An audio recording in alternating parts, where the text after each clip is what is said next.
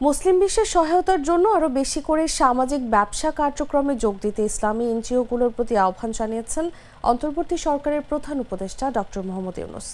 রোববার রাষ্ট্রীয় অতিথি ভবন যমুনায় বিভিন্ন মুসলিম দেশের এনজিও নেতাদের সঙ্গে এক বৈঠকে তিনি আহ্বান জানান। বৈঠকের বরাত দিয়ে প্রধান উপদেষ্টার উপপ্রেস সচিব আবুল কালাম আজাদ মজুমদার এই তথ্য জানান। বৈঠকে ডক্টর ইউনূস বলেন, আমাদের বিশ্বে আমরা নারীদের ও স্বাস্থ্যসেবার উপর গুরুত্ব দেই। গরিব মানুষ স্বাস্থ্যসেবা সংক্রান্ত সমস্যার মুখোমুখি হয়। আমরা স্বাস্থ্যসেবাকে তাদের সহায়তার একটি উপায় হিসেবে দেখেছি। প্রধান উপদেষ্টা বলেন, এই সহায়তা কার্যক্রম পরিচালনার একটি ভালো উপায় হচ্ছে সামাজিক ব্যবসা। এ সময় ডক্টর ইউনূস জানান, তিনি সামাজিক ব্যবসায় আসার জন্য এবং উদ্যোক্তা হওয়ার জন্য বিশ্বজুড়ে তরুণদের উৎসাহিত করেন। বৈঠকে উপস্থিত এনজিও নেতারা জানান, ডক্টর ইউনূস সম্প্রতি যে সামাজিক ব্যবসার প্রচারণা চালিয়েছেন তা তাদের নিজ নিজ দেশে এ ধরনের উদ্যোগে গ্রহণে অনুপ্রাণিত করেছে।